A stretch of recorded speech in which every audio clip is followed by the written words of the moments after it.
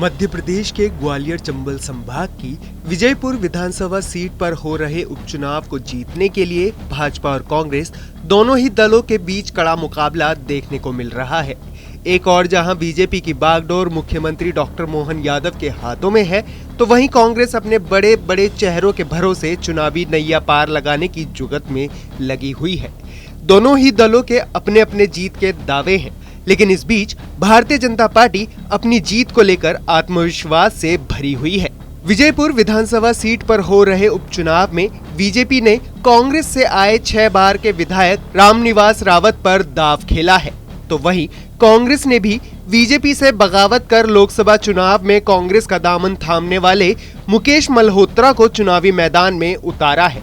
नामांकन प्रक्रिया के बाद दोनों ही बड़े बड़े नेताओं के साथ चुनावी प्रचार में उतर गए हैं। इस बीच बीजेपी कांग्रेस की जीत के लिए बनाई गई बड़े नेताओं की कमेटी पर सवाल खड़े कर रही है और तंज कसते हुए कह रही है कि विजयपुर विधानसभा सीट के उपचुनाव पर कांग्रेस हारे नेताओं के सहारे है, क्योंकि जिन नेताओं पर उपचुनाव जिताने की जिम्मेदारी है वो सब अपना पिछला चुनाव हार चुके हैं। ऐसे में वो अपने पिछला चुनाव हार चुके प्रत्याशियों को कैसे जिता पाएंगे।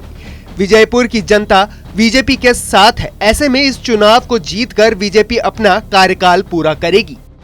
मैं तो यही कहूंगा कि कांग्रेस को हारे का सहारा है। जो उनका कैंडिडेट है वो भी चुनाव हार चुका है, जिसको चुनाव जिताने की जिम्मेदारी है पीसीसी चीफ वो भी चुनाव हार चुके हैं। आप अशोक सिंह जी जिनको चुनाव जिताने की जिम्मेदारी है वो भी चुनाव हार चुके हैं। सत्यपाल सिंह सिकरवार अभी सांसद जी का चुनाव हारे हैं, तो उनका तो श्याम बाबा भी सहारा नहीं बन सकते हैं। भारतीय जनता पार्टी के साथ में आदिवासी वोट, दलित वोट, अन्य सभी समाजों का, वर्गों का वोट है, तो हम अपनी जीत को लेकर निश्चिंत हैं।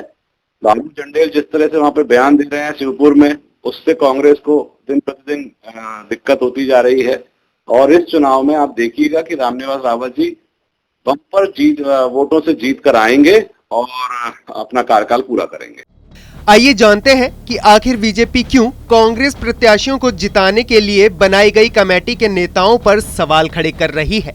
अशोक सिंह को विजयपुर उपचुनाव में संयोजक बनाया गया है, जो विधानसभा से लेकर लोकसभा चुनाव तक लड़े हैं, लेकिन एक भी चुनाव नहीं जीते हैं। फिलहाल कांग्रेस की ओर से राज्यसभा सदस्य हैं सतपाल सिंह सीकरवार उर्फ नीटू को चुनाव कमेटी में सदस्य बनाया गया है, जो अपना लोकसभा चुनाव हार गए थे।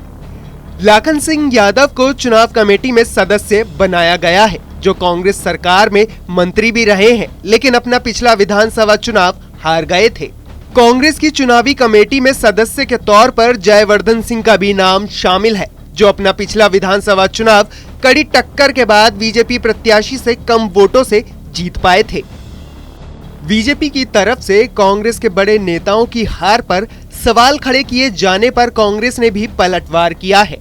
कांग्रेस ने बीजेपी को नसीहत देते हुए कहा कि पहले वो अपने गिरेबान में झांक कर देखें कि विजयपुर उपचुनाव में अगर उन्हें जीतने का इतना ही आत्मविश्वास है तो क्यों मुख्यमंत्री से लेकर तमाम मंत्री चुनावी मैदान में प्रक्रिया लगा रहे हैं।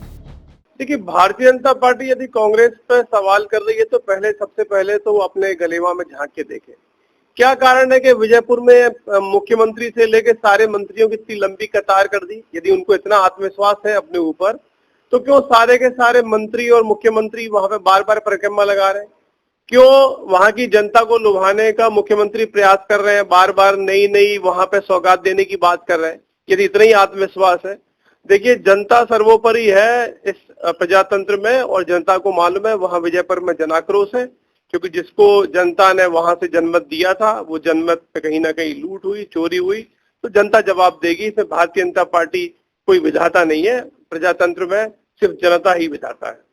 बहरहाल 2023 के विधानसभा चुनाव और 2024 लोकसभा चुनाव में कांग्रेस को मध्य प्रदेश में करारी शिकस्त देने वाली भारतीय जनता पार्टी आत्मविश्वास से भरी हुई है, क्योंकि इस बीते चुनावों में एमपी कांग्रेस के कई बड़े दिग्गज अपना चुनाव हार गए थे। शायद यही कारण है कि विजयपुर विधानसभा के उपचुनाव में बीजेपी कांग्रेस पर हारे नेताओं के सहारे चुनाव जीतने का तंज कस रही है और अपनी जीत का दावा भर रही है।